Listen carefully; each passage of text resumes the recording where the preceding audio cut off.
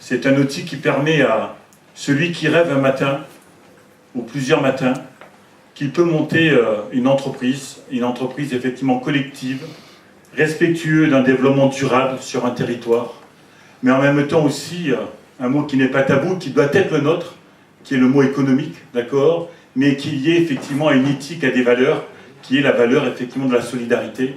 C'est comment effectivement l'aider à monter son projet. Très souvent, certains nous disent, je suis parti voir le banquier, il m'a dit que je planais qu'il ne pouvait pas m'aider. Normal. Le banquier, il veut voir quelque chose de concret dont il a l'habitude effectivement d'entendre. Donc on a mis en place un outil où les personnes pouvaient présenter leur projet, quel qu'il soit, même s'il n'était pas finalisé. Et on voyait en gros le projet, même s'il n'y avait pas effectivement les chiffres, parce que vous savez que les planeurs qui veulent changer la société, très souvent les chiffres, ce n'est pas leur fort au départ. Et donc venez présenter cela. Et on était donc une petite commission à recevoir des projets, à les lire et à se dire, bah ouais, on peut essayer de voir si c'est viable ou pas.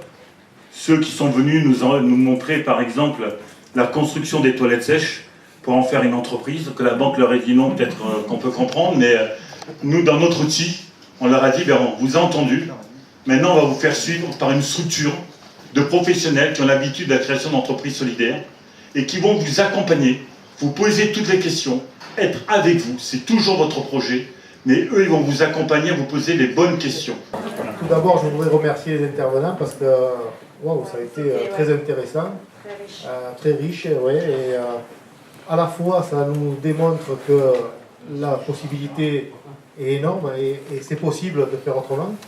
Et dans notre lutte, on peut y arriver. Et je crois que ça donne la pêche à nos salariés parce que tout ce qu'on a entendu, c'est la preuve que ça existe, que ça peut arriver, qu'on n'est pas dans l'utopie ou dans le rêve et qu'on fait tout pour le mettre en œuvre et je pense qu'on a de grandes chances d'y arriver. Et à la fois, ça nous montre aussi tout le chemin qui reste à parcourir et parce qu'il y a beaucoup d'embûches, beaucoup de choses à construire et c'est un chantier énorme parce que nous, on apprend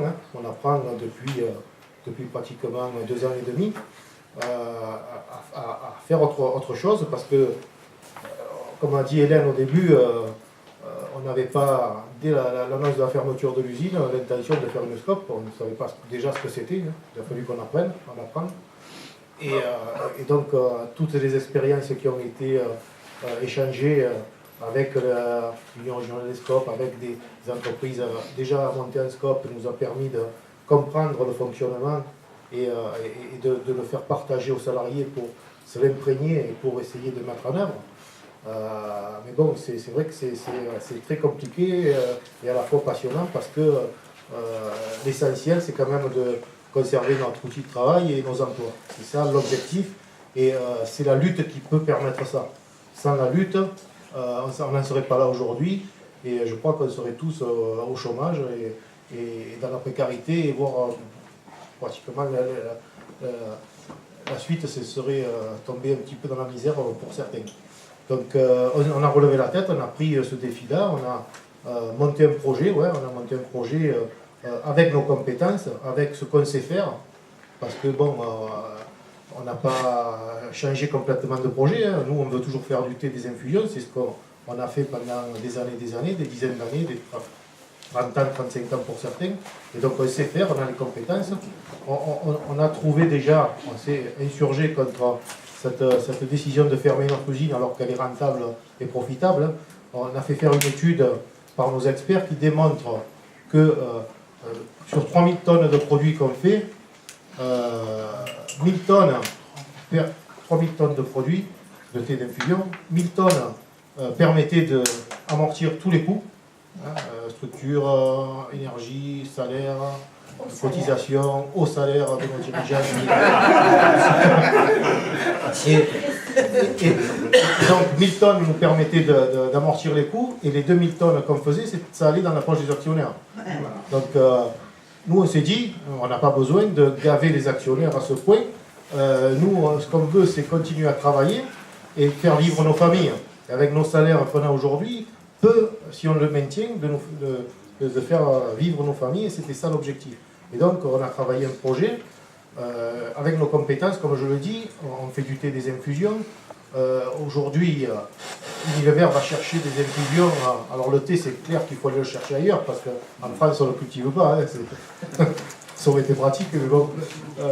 Donc, mais au niveau des infusions et des plantes aromatiques et médicinales, ça, on a dans la région un secteur qui peut nous approvisionner en plantes.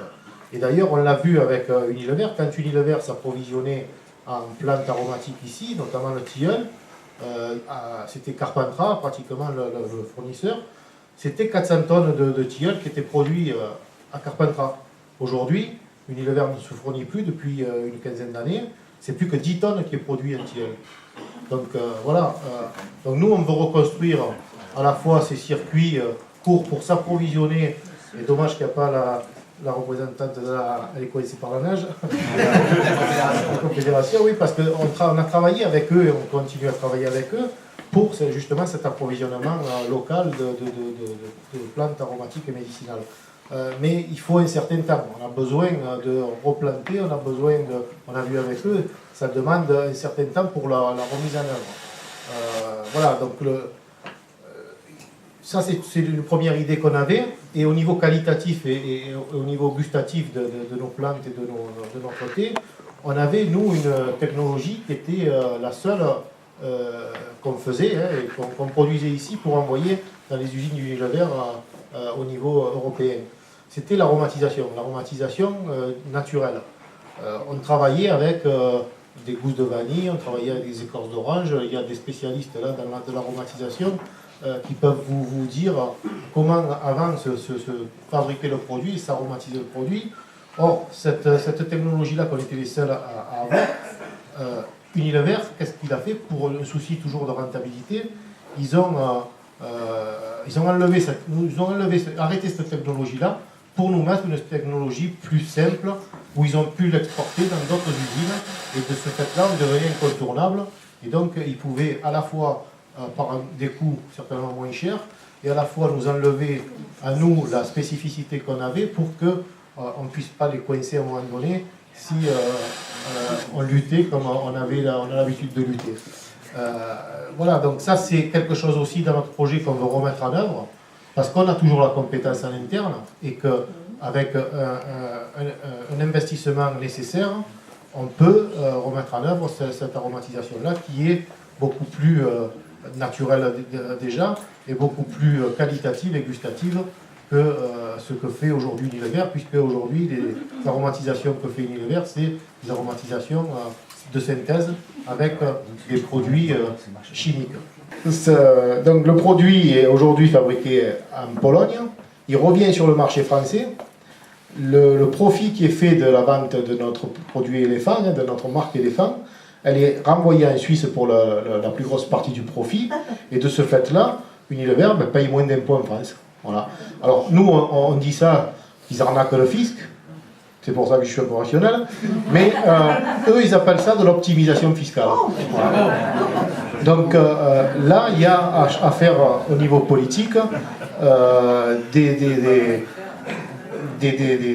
moyens pour les faire reculer, et pour en fait qui lâchent cette marque éléphant, parce que la marque éléphant c'est 600 à 800 tonnes de production, c'est 20 millions de chiffre d'affaires, et Lipton, c'est la marque milliardaire d'Unilever, c'est donc des milliers et des milliers de tonnes. Donc c'est vraiment idéologiquement qu'Unilever ne veut pas lâcher cette marque, parce que ça la foutrait mal que des salariés qui ont lutté, des FADA, qui ont lutté pendant 2 ans et demi, ils ont gain de cause, et puis ils puissent reprendre leur entreprise sans des patrons comme eux qui n'ont qu'un but, c'est de prendre les profits pour les mettre dans leur poche. Je rappelle que tout simplement Paul Mann, c'est 600 SMIC à lui tout seul. Hein. Voilà, 600 SMIC ce monsieur. Et aujourd'hui, il donne des leçons à la France. Il menace la France de dire si vous m'embêtez, si vous voulez que je lâche la marque éléphant, moi je ne veux pas, et si vous m'embêtez, je vais enlever mes investissements de France. Mais sauf que ces investissements en France, depuis 15 ans, c'est une catastrophe. On était 15 000 salariés il y a 15 ans, aujourd'hui on est moins de 3 000, 2800 exactement. Et les investissements, on a vu partir des usines, on a vu fondre les effectifs, on a vu tout ça, Mais à un moment donné, il faut que ça s'arrête. Il faut que le courage politique prenne le dessus et de dire, ben, écoutez, vous menacez, mais nous on réquisitionne la marque, c'est ce qu'on demande, hein. On réquisitionne la marque. On a déjà obtenu par la communauté urbaine de Marseille la quasi-nationalisation de Fralib. Ils ont acheté les terrains, les bâtiments et l'outil industriel par la lutte. Donc il nous manque les volumes pour amorcer la pompe, il nous manque cette marque éléphant pour qu'on puisse démarrer au niveau où on veut démarrer, avec l'ambition qu'on veut de continuer de faire du thé des infusions en France, avec les producteurs locaux, avec notre propre coupe à ligne de coupe, avec notre propre aromatisation et avec nos propres consommateurs que nous sommes.